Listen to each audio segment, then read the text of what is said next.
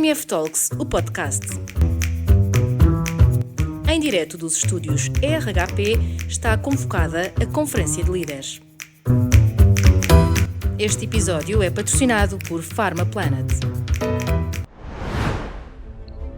Pharma Planet. Somos uma empresa especializada na prestação de serviços de promoção de marcas nos diferentes canais outsourcing e de recrutamento e seleção, que atua na área da saúde e na indústria farmacêutica.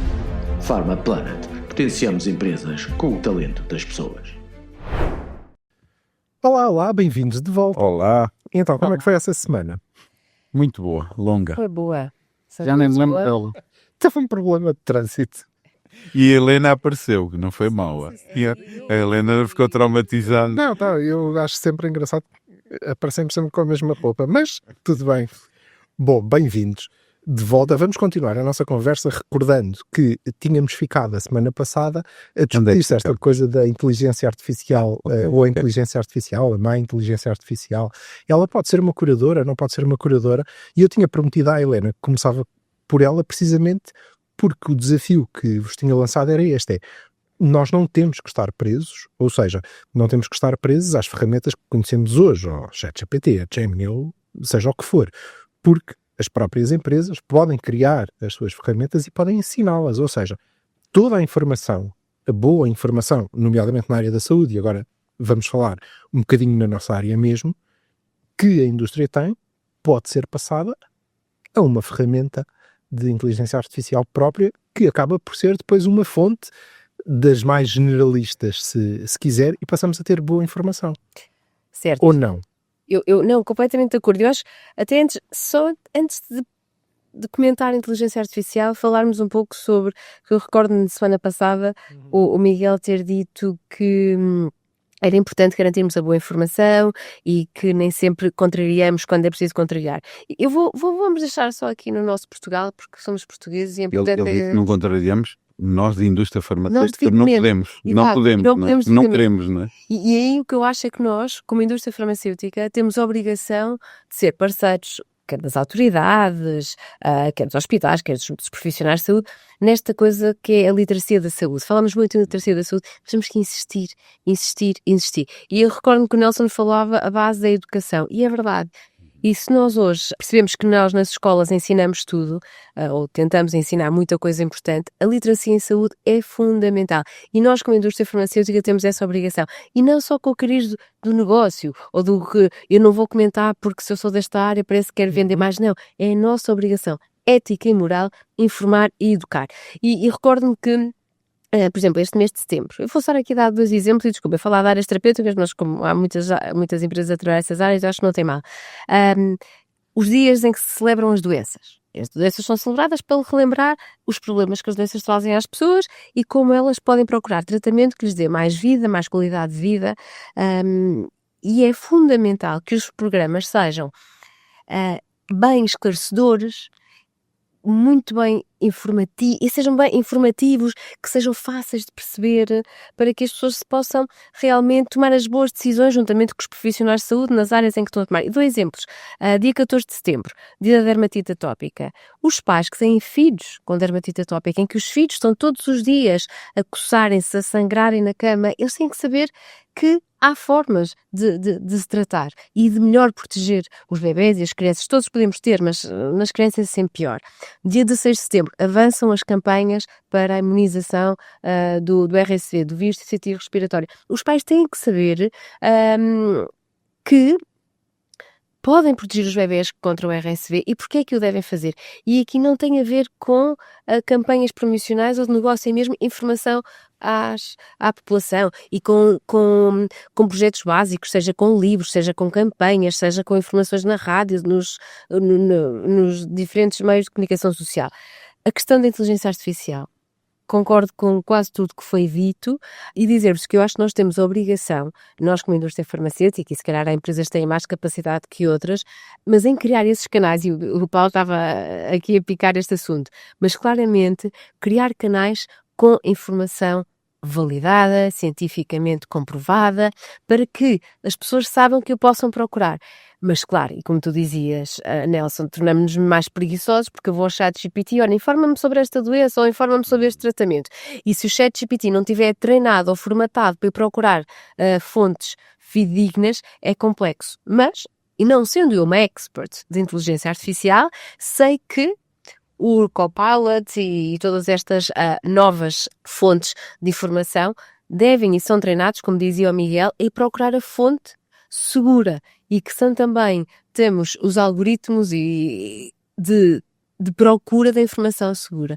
E nós, como produtores de informação fidedigna e cientificamente comprovada e validada, temos essa obrigação. E vou-vos já dar aqui um exemplo, e no caso da minha empresa, o que nós estamos a fazer é garantir que temos projetos de AI que são aplicados à educação terapêutica, à prevenção personalizada e à comunicação segmentada. O que é que isto significa?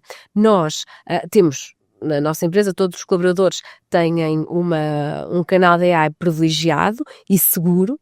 Eu vou-vos dizer, por exemplo, nós estamos proibidos de ir ao ChatGPT para fazer perguntas relacionadas com as nossas áreas terapêuticas. Estamos a deixar lá a informação. E de negócio, porque se lá vamos, estamos a deixar informação e às vezes as pessoas distraem-se até deixam a informação confidencial. Isso não pode acontecer, mas temos os nossos canais internos onde o fazemos para o nosso trabalho dia-a-dia. Mas criar informação virtual que seja validada, cientificamente comprovada, que depois vá alimentar os ChatGPTs desta vida. Não é? E essa é a nossa obrigação. E nós estamos a fazê-lo e cada vez melhor. E quanto mais informação boa, com qualidade, que exista na rede e nos canais, melhor os ChatGPTs desta vida vão enganar menos. Claro. Ou vão informar melhor. Eu vou passar aqui ao Miguel, até porque me recordo da semana passada que o Miguel tinha defendido uma comunicação, boa comunicação, vamos chamar-lhe assim, mas agressiva, até para se equiparar com a agressividade da desinformação, que é efetivamente agressiva, mas também tinha deixado a promessa de discordar agressivamente do Nelson. Foi. Foi. Miguel é do Karatê, tem de ter juízo. Muito juízo. Aquilo em que eu discordei é que as empresas de AI não estão muito preocupadas com essa história de estar correto. Ou seja, elas estão a fazer o esforço máximo para conseguir ir buscar informação ao sítio certo. Pronto. E tem várias formas de o fazer. Claro, há sempre uma forma de continuar. E essa é a parte que ele dizia, não estão preocupadas? Não, eu acho que estão muito preocupadas com isso, porque sabem que pode matar o sistema completamente. Estamos a falar do AI, que nós sabemos, ChatGPT, depois há o AI para muitas outras coisas que não é assim que trabalha. Mas pode matar?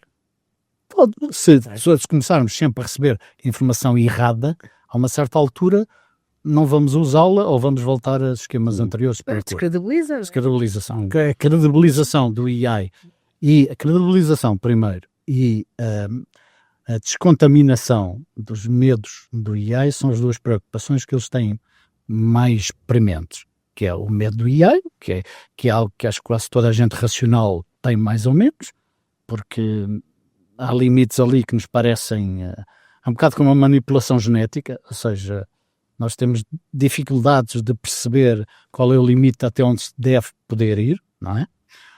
E isso é preciso contribuir de uma forma mais ativa a explicar. Ao tal célebre exemplo de três supercomputadores nos Estados Unidos da América que eles fizeram uma brincadeira de os pôr a falar entre eles durante uma tarde, não é?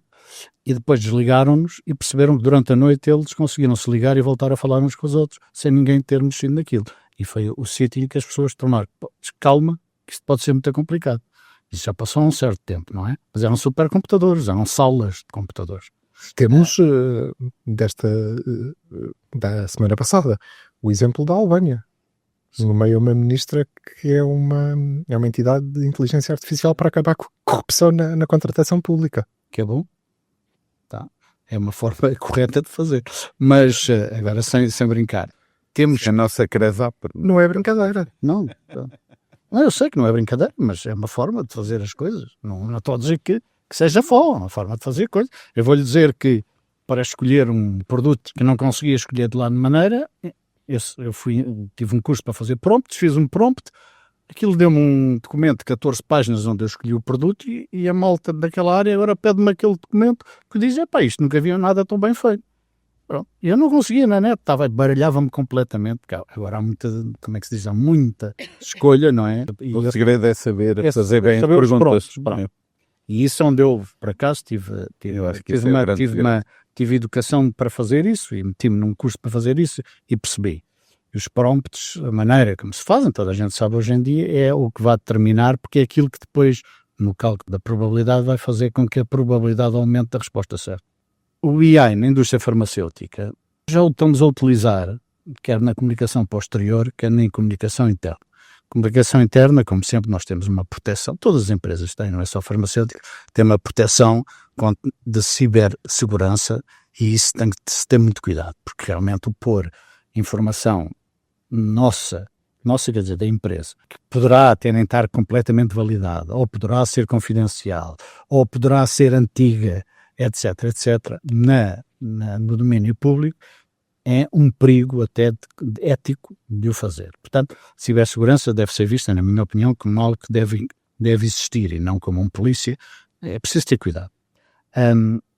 Mas nós já o estamos a fazer, não é? Por aquilo que eu vejo, por exemplo, vamos ao LinkedIn, em grande parte das publicações dos nossos concorrentes e a nossa é com inteligência artificial. Mas são validadas. Ou seja, antes de ir lá ser postado, aquilo passa pelo departamento médico. Estão a perceber? Mas são feitas com inteligência artificial. Ou com assistência, é assim que deve ser dito, assistência da inteligência artificial. Porque depois o humano é que tem que validar a correção.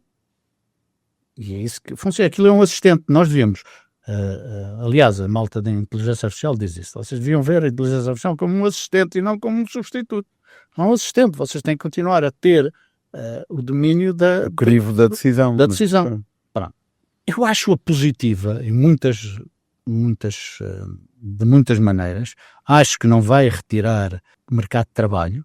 Sim. Na minha opinião, eu sei que vai perguntar mais à frente isso, mas acho que não vai. Acho que vai alterar as competências que nós vamos requerer para as pessoas trabalharem connosco. Sim, e isso já temos discutido aqui ao longo de semanas. A questão aqui trata-se, já agora Helena, de perceber se depois da democratização do acesso à informação, agora temos uma ferramenta que o eleva ao extremo. Toda a gente tem acesso a toda a informação. Não é bem, mas e agora, há ali uma parte paga, não é? Obviamente. Portanto, ou seja, não, grande parte paga. Mas a questão é que a parte gratuita... O básico é a mais básica. É eficiente. Mas é obviamente a mais utilizada. Sim. Provavelmente a que tem maior probabilidade de erro também. Não sei. Mas está muito protegida. Certo. Peça-lhes opinião. Peça opiniões ao ChatGPT, ele não dá. Sim. Já está programado para não dar opiniões. Não opina. Sim, ele responde mesmo.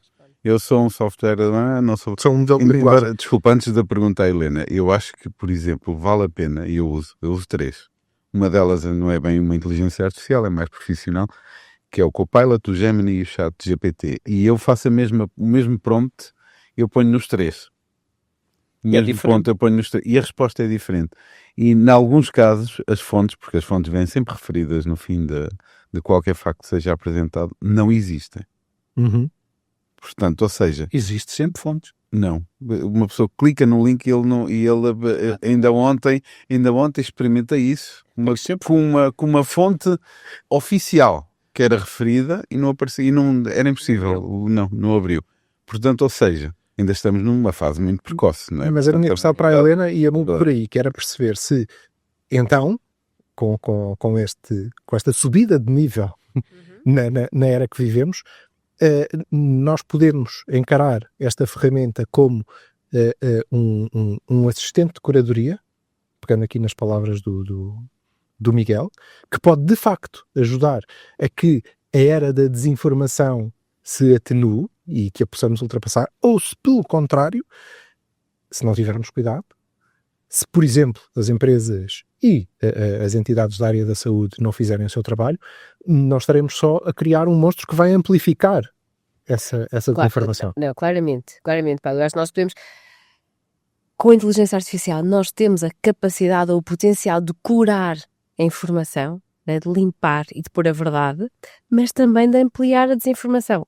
Eu acho que os dois caminhos são uma realidade. Eu penso é que a autoridade, juntamente com a indústria, neste caso estamos a falar da indústria farmacêutica, mas outras, têm a obrigação de trabalhar de uma forma abrangente e muito afincada em educar, informar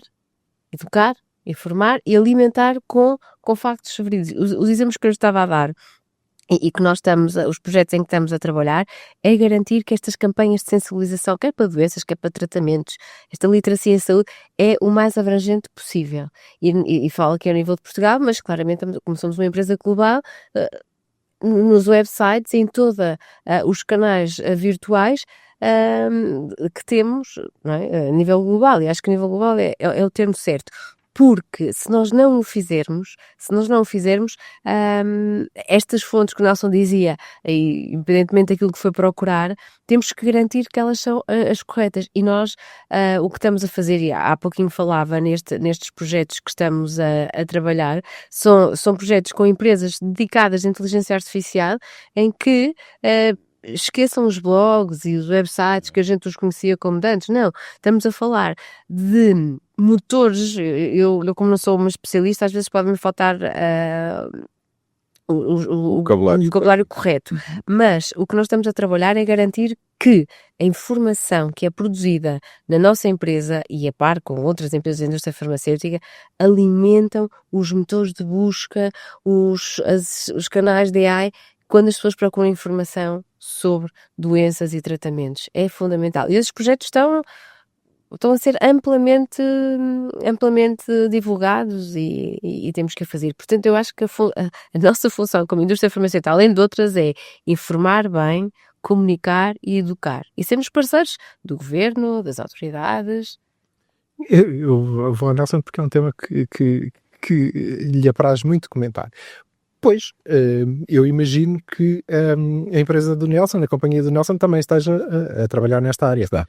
Para além de desenvolver as suas ferramentas de inteligência artificial, porque uma questão de nós temos informação de negócio e informação, claro.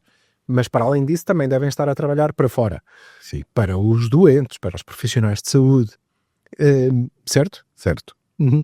Então, mas e depois vem o regulador, porque nós ainda vivemos, pelo menos na Europa, depois o Miguel pode eventualmente comentar isto, a era da regulação. Portanto, ainda achamos que vamos poder regular o que é claramente irregulável. Ou não? É totalmente irregulável, porque não se percebe quem tem a informação e a ciência e os factos não possa vir defender uma afirmação de alguns grunhos que não defendem vacinas, por exemplo. Está provado, está demonstrado, ou seja, é uma das grandes revoluções do século XX que erradicou a maior parte das doenças. E de facto nós não podemos, como indústria farmacêutica, dizer aquele idiota foi dizer aquilo numa comissão do Senado. É impossível. Porquê? Por causa da regulação. Nos Estados Unidos se calhar até se podia, mas na Europa era totalmente impossível. Portanto, tínhamos que pôr lá um especialista que passa a mensagem, um médico que passa a mensagem. Portanto, eu acho que nós estamos a trabalhar muito por força da partilha de informação e da confidencialidade. Temos dentro da própria AI uma parte privada criada dentro da nossa companhia. Porquê? Porque há dados que não queremos partilhar para alimentar a própria inteligência artificial, que eu chamo mais até de eficiência artificial, porque não é só um assistente. Eu acho que nos torna muito mais eficientes naquelas tarefas repetidas da pesquisa, de ter que andar no passado, ter que andar a ver os sites todos para pesquisar alguma informação, e esta de facto sumariza. Continuamos a ter que ser nós os curadores, que aquela informação que está lá é uma boa informação, é informação útil que nós vamos utilizar. Infelizmente, os reguladores, que deviam ter um papel muito ativo, não era para saber se a indústria farmacêutica está a passar a informação da forma correta, de acordo com a lei do medicamento. Essa informação que está no mercado, ou que está no mercado digital, é uma informação fiável, e apresentar uma informação fiável e dizer assim, meus senhores, esta é que é a informação correta, esta é que é a informação cientificamente demonstrada. Quem quiser procurar a informação, vem aqui. E depois deixar que todas as outras circulem, porque inevitavelmente a democratização que falamos vai continuar a acontecer, mas garantir que há boa informação. E nós, de facto, não, vamos ser honestos, na Europa não há boa informação da parte dos reguladores. O que passam é a parte administrativa, as aprovações e tudo o resto. Mas não há boa informação. Nós não vimos nenhum regulador vir defender que as vacinas são, e de facto são uma das grandes ferramentas que nós temos para erradicar as doenças. E devia ter havido uma posição conjunta da agência regulamentar de dizer, não senhor, como diz o Miguel, até de forma agressiva, quem diz isto é um idiota. Está a fazer com que algumas das doenças que nós erradicámos há 50 anos voltem a aparecer como sarampo, que é uma coisa que não lembra a ninguém. Portanto, eu acho que a regulação em excesso, aquilo que às vezes limita muito que é a atividade da Europa, a regulação em excesso, é só regular, não é formar, não é educar, não é... É o esforço coletivo de todos os parceiros. Mas eles deviam garantir é que a base oficial das autoridades é a melhor fonte de informação possível, onde nós, como utilizadores, vamos buscar, mas também a inteligência artificial vai buscar. Ou seja, é ali. Portanto, isso implica um esforço enorme, porque têm que lá ter muita informação que não têm. Porque estão mais preocupados, se calhar, com as partes administrativas, com os processos, com a legislação, com tudo o resto, e muito menos com a qualidade da informação que metem lá. Metem mais dados e pouca informação. Quando deviam ser o bastião da informação, devia ser ali.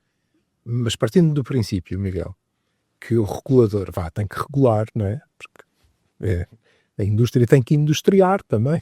Portanto, tem que ter essa preocupação administrativa. E, dada a escassez de recursos, sempre, para todos, os recursos são sempre escassos, se calhar não dá para fazer tudo da melhor maneira ao mesmo tempo, porque é que cai depois no contrassenso de impedir quem tem informação e pode fazê-lo a passo também. Como é que se resolve isto? Isso não faço ideia como é que se resolve. Isso é um preconceito. É matar o preconceito. O que eu penso é... Isto está a ficar agressivo, já vamos na morte. Bem, É matar o preconceito. Isso é um preconceito. eu nem conheço o preconceito. Enquanto o Miguel pensa, é mesmo, se calhar, eu agora já estou aqui a ser acompanhada com esta parte da agressividade, é mesmo garantir que as pessoas que o fazem, quando identificadas, o paguem por isso, não é? Tem que haver responsabilização civil, o mais que seja. Dizem, ou seja, responsabilização civil, responsabilização social. Ou criminal, quase. Social, dizer, você é culpado por isto, cuidado com isto, etc. Usar os mesmos canais. Exato. E a mesma forma de...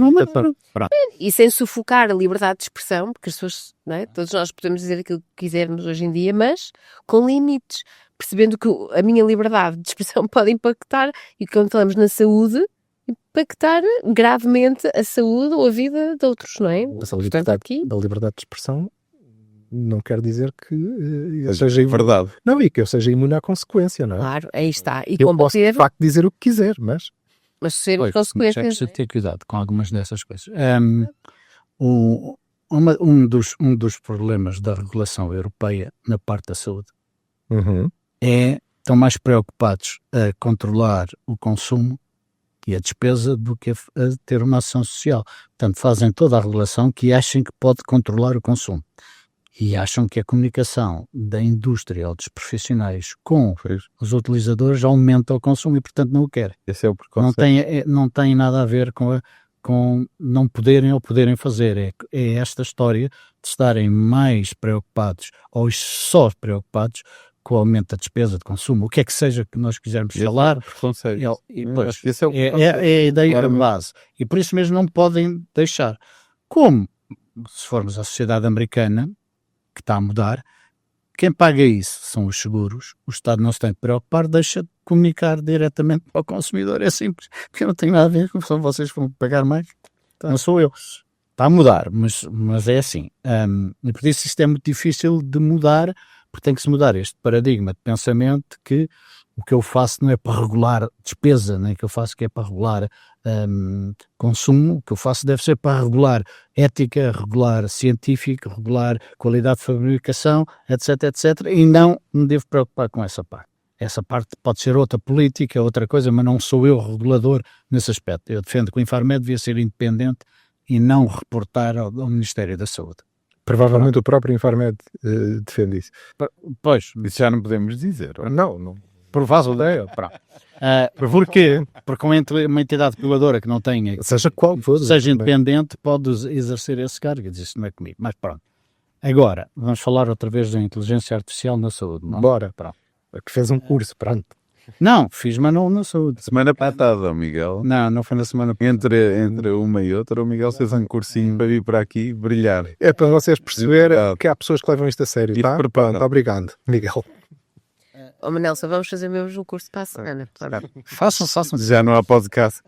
Então, ele outra já e eu venho outra vez. O que acontece? Eu fiz um curso de iniciação a saber pelo menos o que é cada termo. Agora não percebo nada, não para. Mas agora já A história dos motores de artificial busca. perguntar. Os motores de busca, hoje, já não são fidedignos, não é? Porque nós temos os SEOs. Por exemplo, eu tenho gente na família cuja profissão é ser SEO. Os SEOs dão cabo é uma profissão, pronto. Dão cabo da relevância dos motores de busca, não é? Na inteligência artificial também pode existir isso. Embora não haja neste momento ainda muito feito, mas já há gente a ser treinada para fazer. E, portanto, somos ser nós sempre que vamos verificar se aquilo é correto ou não. Temos de ser nós a olhar e ser o tal assistente. O assistente é isso. Ou seja, em vez de eu dar ao meu assistente, olha, procura-me isto e depois faz-me um relatório, eu estou a dar a uma técnica de computação que me permite fazer isso. Okay? Por isso é que eu digo que é assistente. É que nós substituímos as pessoas a quem que estarão nessa altura a fazer outras coisas mais produtivas do que ir à procura do trabalho que nós devíamos estar à procura, por exemplo. E isso ganha muito tempo e pode ser mais eficaz. É eficiência, não é? Pronto. E mais eficaz, eficiência, fazemos outras coisas. Volto a referir aquela história em medicina, quando se estudou a eficácia da inteligência artificial, não é? Os médicos conseguiam fazer um doente em cada 15 minutos, a inteligência artificial conseguia fazer 5.000 numa hora. Portanto, uma diferença, e com 98% de accuracy. Mas isso terá do que... E quem é o responsável dos 2%? Não, depois está... Estás a ver, Miguel? Ou seja, depois está a questão da responsabilidade. Bem, mas o doente morre e quem é que paga a conta? Não, e nos diagnósticos dos médicos são 100% corretos. São, mas aí tu, em termos de responsabilidade, o médico não é responsável porque, baseado na toda a formação possível que tinha Os acesso... 5.000 são assinados por um médico. Tem que haver uma validação médica. Claro, por isso é o mesmo nível. E os 2% foram descobertos porque eu acho que esse vai ser o problema das seguradoras daqui a uns tempos. Quem é que é responsável pelo erro? Quem tem que sempre haver, na parte desta medicina, como é que tem que sempre haver uma assinatura do médico. Podem fazer muito mais volume. Miguel, isso é agora, não sabemos daqui a 20 anos, não é? A legislação atual é assim. Não há ninguém a defender que ela muda. Mas tens legislação do século XX a fazer uma gestão de ferramentas do século XXII. Esse é que é o nosso problema, é que a legislação anda sempre 10 anos ou 15 atrás, não é? Não vem no dia... Quando esta legislação foi feita, não havia computadores, nem máquinas de escrever. E aguentou até hoje, que é a responsabilização da pessoa. Aguentou mal. Aguentou até hoje. Ninguém é responsável no mundo. Não é assim, né? Vamos lá ser honestos, quer dizer, para além de demorarem 4 anos para descobrir do que o doente morreu, ou se foi uma má decisão médica, ou se foi a máquina que avariou, ou a ambulância que não chegou, depois quase ninguém é responsabilizado. Vamos também ser um bocadinho objetivos. Estás a falar de uma coisa completamente diferente, que é... Não, erro médico. Não. Se há ou se não. Estás a fazer de uma coisa completamente diferente. A assinatura e a responsabilidade é para saber a quem é que eu peço a responsabilidade. Depois, se eu consigo provar em tribunal, é outra coisa. Portanto, não tem nada... Essa tua conversa tem nada a ver. Primeira coisa... Eu acho que tem tudo a ver, mas... Não tem. Uma coisa é o que é que o sistema judicial consegue fazer. Outra coisa é a quem eu responsabilizo. E quem eu responsabilizo, o sistema está feito e está correto e está a funcionar. Eu sei sempre quem é que vou responsabilizar. Posso não conseguir provar essa responsabilidade. Portanto, eu sei sempre quem é. Eu não faço uma queixa contra... Isso é um problema do tribunal, Miguel. Isso é um problema do processo da sociedade. O Miguel está a dizer é que eu sei quem é que vou perguntar. Se depois, de facto, lhe vou sacar uma responsabilidade... É diferente. Vamos ver, não é? Se é que tem. Mas às vezes não é. Mas baseia-se em factos. Não é? Certo. Em algumas questões, não, às vezes, preconceitos dos juízes. Não, os tribunais... Mas não tiverem factos, antes disso, é ciência que lhes dá. Antes disso tem que ter o réu. Se não tiver um réu, o tribunal não funciona. O réu é baseado em factos. Ou é réu, não, é por isso mesmo eu tenho que apontar quem é simples. São palavras. Estás a ver isso? Então um cirurgião cooperou, um cirurgião... Deixa de ser André e pronto. Okay? Eu não estou a ser André, pelo contrário. Quanto é que pagam? Deixa-me só fazer uma coisa. Para uma pessoa ser réu. É que eu sou um moço. Não, deixa-me dizer uma coisa que eu acho que tem funcionado comigo e que tem resolvido, nomeadamente na saúde.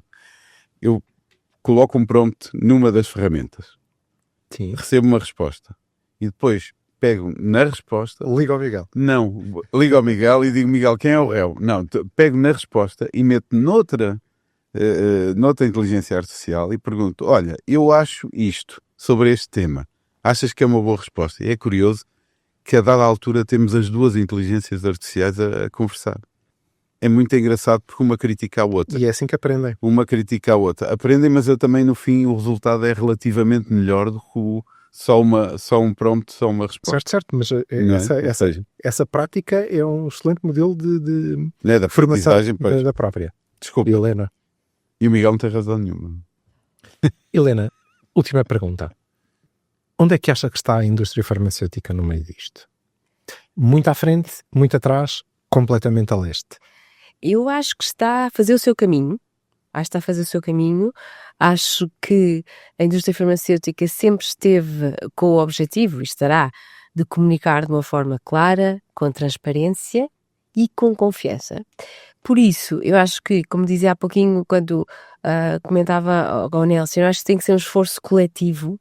Nós temos que ser parceiros dos governos, dos reguladores, e estamos a fazer um caminho. E eu acho que as plataformas digitais, como há pouquinho falávamos, têm uma responsabilidade enorme e nós temos de ser parceiros das plataformas digitais, investir cada vez mais na moderação do conteúdo, na transparência dos algoritmos, em dar prioridade a fontes credíveis. Eu acho que é uma batalha contínua. Não estamos a começar, mas já estamos não sei se é meio caminho, se é 2/3, se é 1/3, mas acho que é uma batalha contínua para a credibilidade da informação, e só pode ser vencida se trabalharmos todos juntos. E acho claramente que a indústria farmacêutica tem esse objetivo, e eu não falo só em nome da minha empresa, mas em todos, que nós claramente queremos dar informação verdadeira, conteúdo científico validado, e temos de estar todos juntos para termos assumir este papel com responsabilidade, com muita transparência e com muita confiança, não é? Porque eu acho que só com muita confiança e transparência é que podemos garantir que a indústria farmacêutica está a dar a informação que necessita, porque não que é o garante da credibilidade. Ingênuos. Quem melhor sabe de informação sobre medicamentos e doenças do que a indústria farmacêutica? Eu acho que somos nós que a produzimos, claro. E temos a obrigação de a transferir e de a educar e de a transmitir com muita confiança e com muita transparência. E portanto estamos no bom caminho. Há um dado muito engraçado que é as aquisições feitas pela indústria farmacêutica, as top 10, portanto as grandes, onde a empresa da Helena está, nos últimos 5 anos.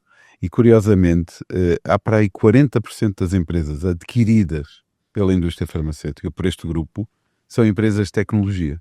E isso só mostra que estes 40% é porque a indústria farmacêutica primeiro quer conhecer a tecnologia e depois quer ser o garante da credibilidade da informação que a tecnologia vai poder disseminar de uma forma mais inteligente. Mas quer internamente nos colaboradores, quer no público. Não é? E eu acho que isto é fabuloso, porque mostra mais uma vez que a indústria farmacêutica, apesar de todos os contratempos que têm regulamentares, de acesso, tudo o resto, quer estar mais uma vez como na ponta daquilo que é a grande vanguarda e que eu acho que vai editar os próximos 10, 15, 20 anos para o futuro em termos daquilo que é a informação que vamos ter disponível. Não é dados, é informação.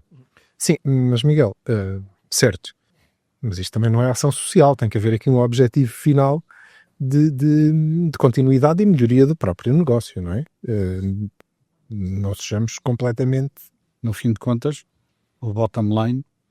Mas o bottom line vem de certeza, não é? Do facto da ciência. Era essa a minha pergunta para o Miguel, que é... Esse fica mais caro? Onde é que está... Por exemplo, não, até onde é que é importante esta validação da informação, a boa informação, porque no fim do dia também há má informação que vende medicamentos, não é? Há má comunicação, não é informação. Pois. Que vende medicamentos. Informação muitas vezes é diferente. Mas está bem, pronto. Nós sempre dependemos da boa informação. Sempre. Mesmo que não haja estas tecnologias. O que está a haver é estas tecnologias estão-nos a fazer com que a forma de a divulgar, a forma de ser acedida, seja diferente, mais fácil, mais customer oriented, mas também tem riscos, nós falamos destes riscos aqui, tem o risco de contaminação, a possibilidade de contaminação dessa informação é um risco maior quando estas tecnologias não eram tão permissivas, não é? Quando o tempo eu trabalhei quando não havia internet, não é? Não havia internet, quem dava a comunicação controlava 90% da capacidade de informação, 95% que seja. Só com a internet há uma parte que se começou a desaparecer. Quando há a revolução dos smartphones e, portanto, das redes sociais, mais uma parte que foi à vida. E nós tivemos que nos adaptar a essa alteração do acesso à informação, que por um lado é correto e faz com que a sociedade se torne mais rápida a pensar e com uma literacia superior em várias áreas. No entanto, nós tivemos sempre essa preocupação na indústria farmacêutica. Eu acho que na saúde em geral, todos os componentes da saúde têm esse problema, têm esse objetivo. Até porque a base é a credibilidade, não é? Pronto, a base é a credibilidade. Tanto que há, inclusive, muito pouco divulgado pelo público, há score para a qualidade da informação em medicina, Exato. Há um score que é pouco divulgado, das evidências, etc. Há score, não é? Há score que é feito por entidades independentes, credíveis, que analisam e dizem, olha, esta pessoa, esta publicação, tem uma credibilidade X, porque consegue filtrar as coisas erradas, etc, etc, etc. Mas isso nós não o passamos para a população. Chama-se indexação. Indexação, pronto. Nós não passamos isso, mas nós internamente é assim que trabalhamos. Mas era ótimo que a informação nos dias de hoje fosse indexada. Pronto. Isso era ótimo. Não, mas era aí que eu queria chegar. Na área da saúde, não. Mas não é regulação. Não é regulação, mas é credibilização. Isso é o mesmo credibilização. Não.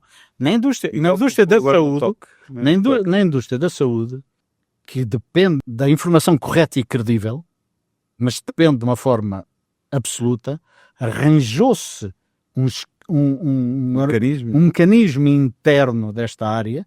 Há vários, mas pronto, vários mecanismos internos desta área que foram dar um ranking, dar uma indexação de credibilidade. Porque ela criou. Não foi nenhum governo, não foi nenhuma entidade. Foi o próprio setor, não é? Portanto, foi o setor que se uniu e ajudou, não é? Houve alguém que teve ideia, um grupo de académicos que teve ideia, não sei. E depois... e outra coisa muito importante, o próprio setor adotou. E passou a relevar, ou seja, este índex é bom, então eu invisto neste índex. Aquele índex é mau, eu deixo de investir nesta comunicação. E com o tempo, o trigo separa-se do joio. É isso que nós queremos. Esta é a solução para o resto da comunicação fora da saúde, que é começarmos a ter índices de credibilidade na informação. Os jornalistas tentaram um bocadinho com aquela do falso e verdadeiro. Fact-check.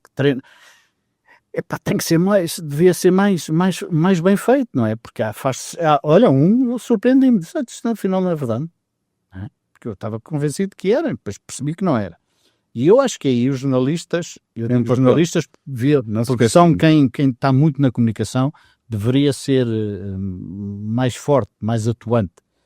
E deveria haver até internamente, especialmente como aconteceu na indústria farmacêutica e na saúde, que é quando o índice é mau, nós deixamos de investir.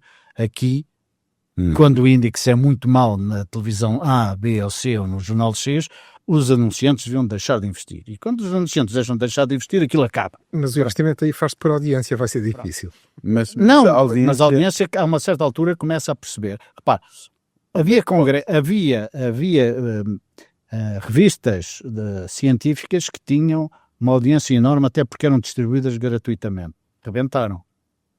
Sim, percebe? Mas aí é uma audiência informada. Sim, mas não é isso. Não vamos em canais, não é? Mas o Miguel tem razão. Nós esquecemos aqui num papel fundamental, que são os jornalistas.